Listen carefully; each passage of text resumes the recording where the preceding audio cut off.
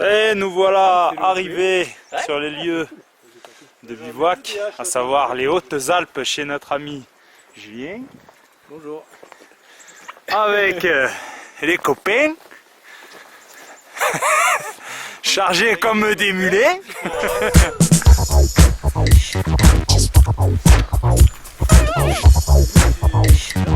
Ouais, j'ai vu ça.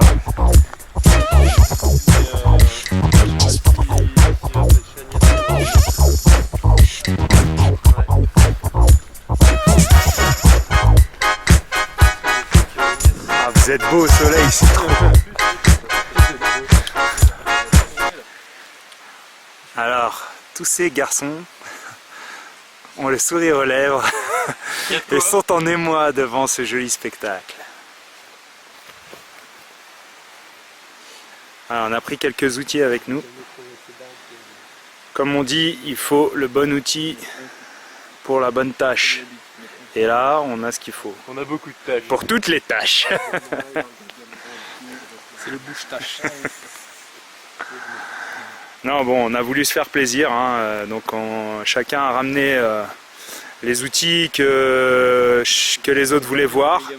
Donc ça nous permet de toucher un petit peu du matos qu'on envisage d'acheter ou d'obtenir. Donc là on voit pas mal de couteaux de chez Essie, des pliants, des couteaux fixes, du gros, des hachettes, des haches. Donc on n'a pas besoin de tout ça, mais pour le kiff, on s'est dit pourquoi pas. Voilà, donc ce midi on a décidé de ne pas se prendre la tête pour pouvoir partager un maximum. Donc on a tous ramené un petit truc, on met en commun et puis donc là on a un petit peu de pain, du saucisson de chez moi, du saucisson de chez eux, De la viande séchée de chez moi. ah voilà, ça c'est la viande séchée faite par Pierre au torchon, le fromage du petit Mathésin Ça, c'est et une tarte typique de chez Julien. Voilà, vous voyez un petit peu de À mon avis, on l'aura mangé petit avant, tourton. Voilà. Tiens. Moi, Dans un cadre Ah oui. idyllique.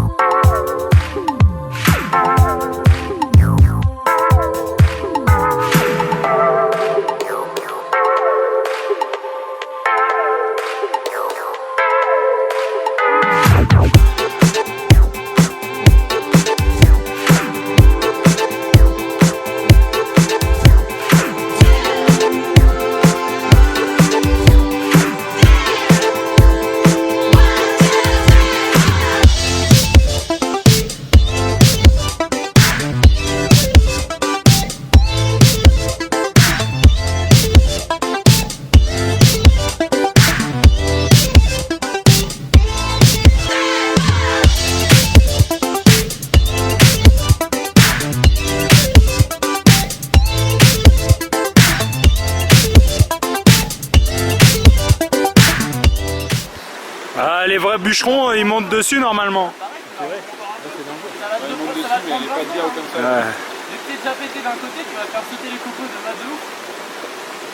Ingénieur. Ingénieur bûcheronnage. parce qu'au niveau des molécules du bois, Les fibres. Je dirais que je trouve que voilà. Les molécules de ce bois reliées avec les molécules de cet acier, si on regarde au microscope. Ah, t'as l'habitude de regarder au microscope? Ouais, voilà, il est gentil. Comment il est peu défoncé? Ah, ça va. Eh, par contre, Ne rigole pas, toi. n'oublie pas que c'est du prunier, faut le taper à 30 degrés. Hein. Eh mec, il y a que 15 degrés maximum là. Oh! Skulls!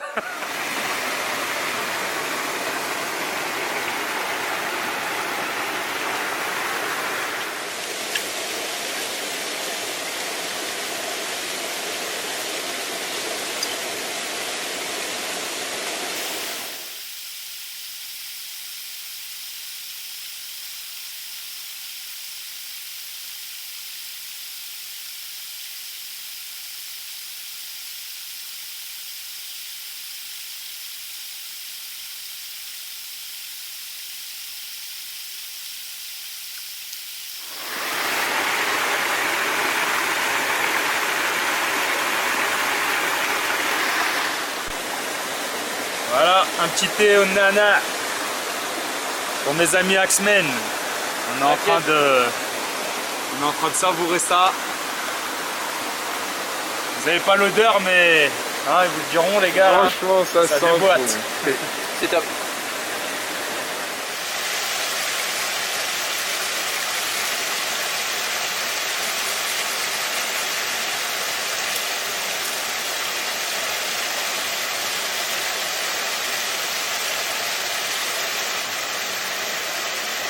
Voilà, pour proximité de ruisseau, on a pas mal d'humidité. Donc on avait pas mal de peine à trouver du bois sec qui soit pas pourri non plus.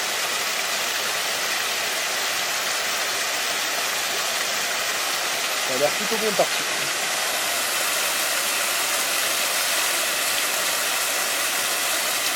Pour démarrer, un peu comme d'habitude, on a fait quelques faiseurs frites.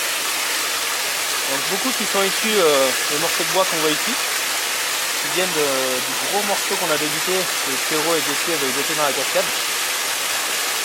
Donc qui était bien mort, mais également un tout petit peu humide en son sens.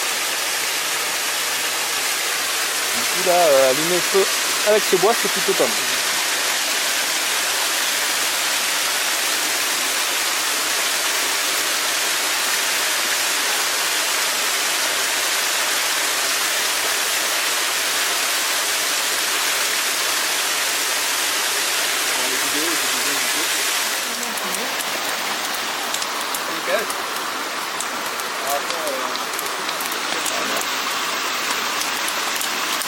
Voilà, ça va bien situer. Non, c'est bien parti. Ouais, c'est ça, c'est un beau babal.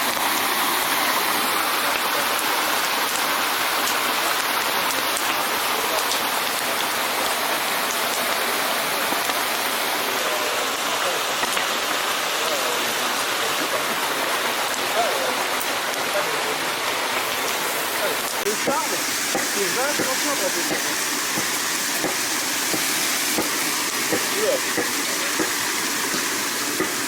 c'est un peu chalulé. Un peu de avec. Parce que là les braises sont prêtes et je commence à avoir la dalle. Ça va, oh, on va pas râler. Mais non mais j'ai pas à manger là-bas. Du coup je m'inquiète un peu, tu vois.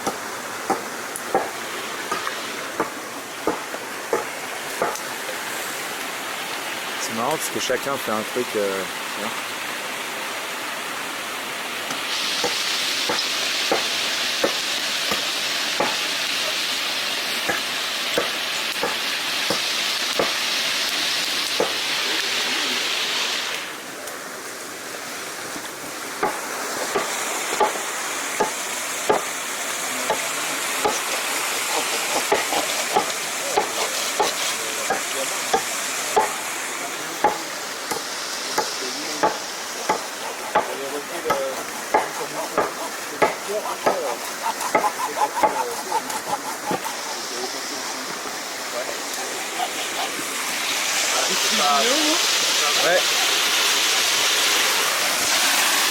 Par contre, après une fois en deux, Ouais, on va plus la hache vrai, ouais. pour pas, comme ça en un coup.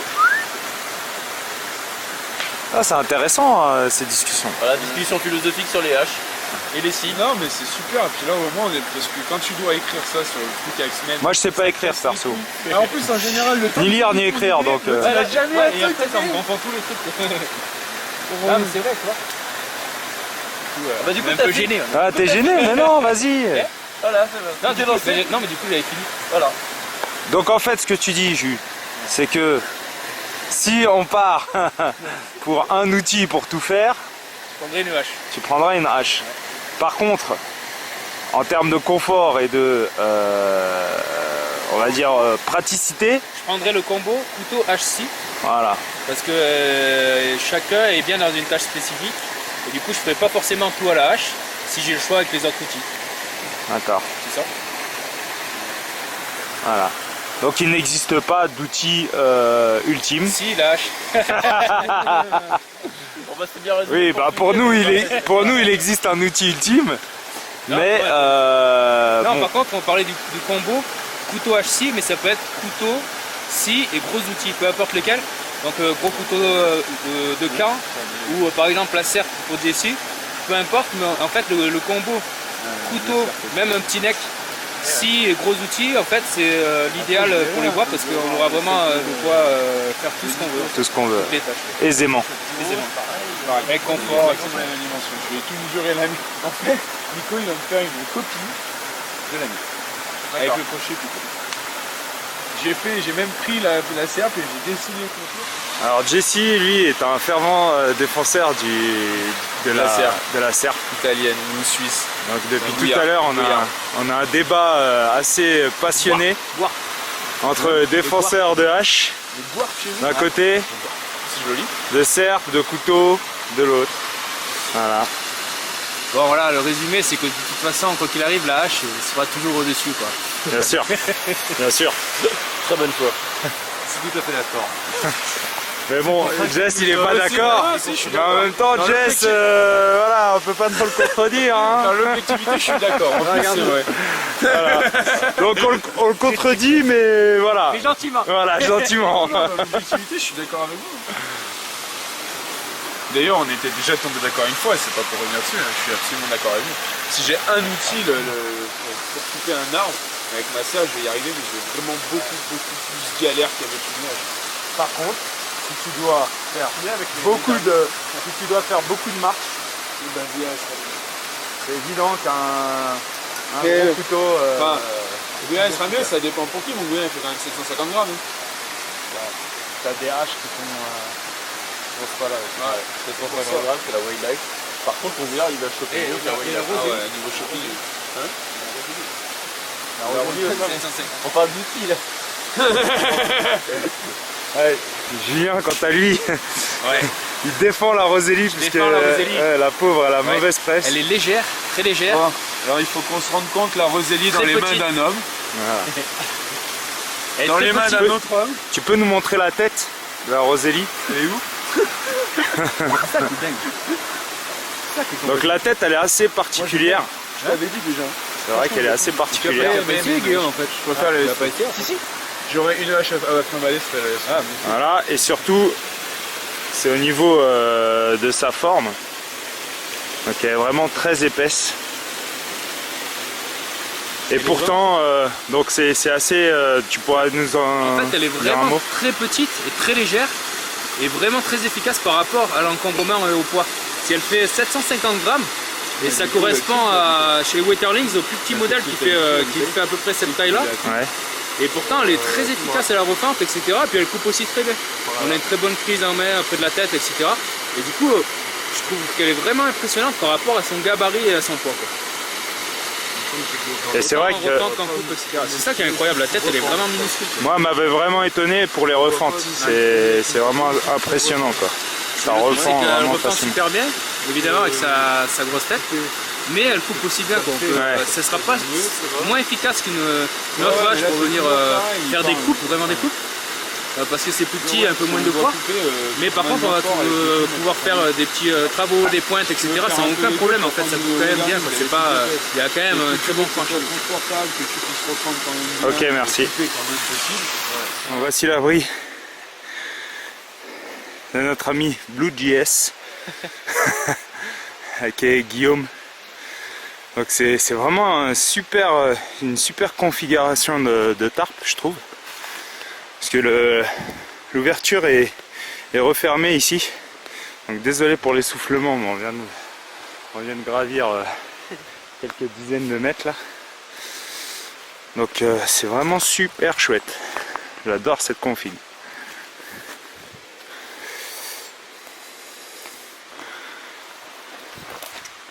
Après je l'ai mis à l'arrache en 5 minutes hier. Hein. Ouais.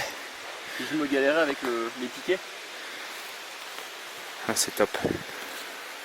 Puis l'avantage tu vois c'est que si tu fais un tarp qui est ouvert comme ça, t'es fermé sur 3 côtés. Là t'es fermé quasiment partout en final. Donc, ouais, c'est ça, ouais. Donc si tu mets un feu il n'y a ici, pas d'entrée de... Tu mets un feu ici, la chaleur elle reste coincée. Ouais, d'accord. Et du coup t'es bien. Par contre il faut faire gaffe à la ficelle. C'est pour ça que j'ai une ficelle métallique à la place quand je fais un feu. D'accord. Je mets une corde de basse et... Ok. Merci monsieur. T'as vu le temps que tu fais, c'est ouf. Ah, donc j'en profite pour vous montrer les installations de chacun. Donc ici on est chez Jessie de l'indomptable dauphinois avec son couchage. Donc en hamac simple. Je crois qu'il a pas mis de tarp lui cette nuit. Ensuite on a un super abri de pierre qui s'est confectionné hier. Donc une espèce de tente canadienne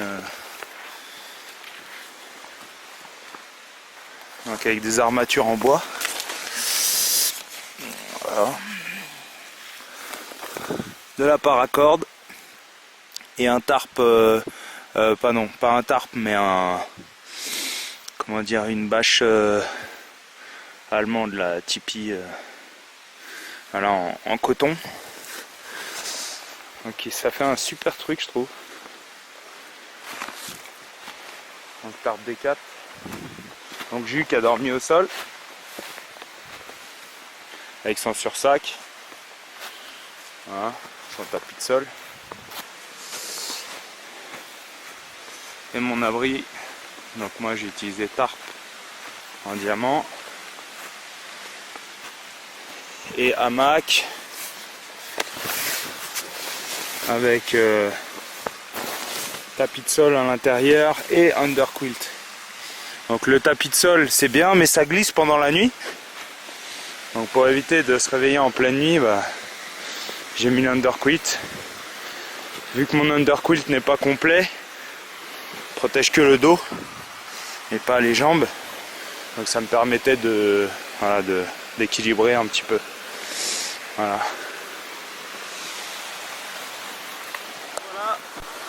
Bivouac terminé. Donc là on est tous en train de plier, de s'équiper pour reprendre la route. La descente. Voilà. Plutôt. Et on est parti. Donc ceci va conclure notre bivouac Axemen. J'espère que ça vous aura plu. Je vous dis à bientôt sur la chaîne Panam Bushcraft. Ciao. Qu'est-ce qu'il y a ?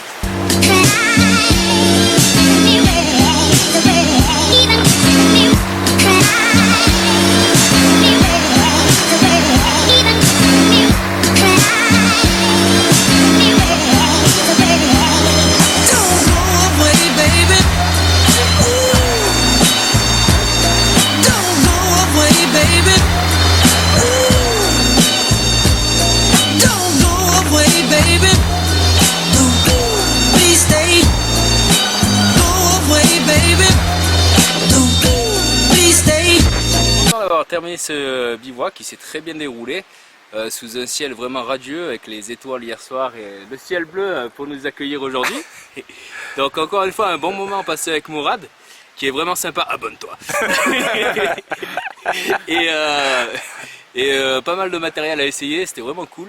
Un grand plaisir de revoir tout le monde et de connaître Guillaume. Et dommage pour Simon, mais bon, la prochaine fois.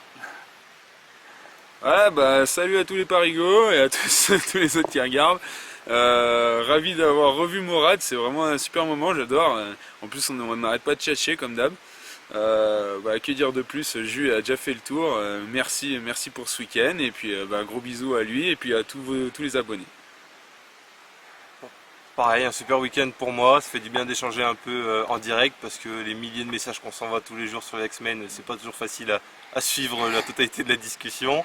En tout cas, merci à Morad d'avoir fait le déplacement parce que toi ça te fait beaucoup de route. Merci à tout le monde, c'était vraiment un super week-end et j'espère qu'on aura l'occasion de remettre ça rapidement.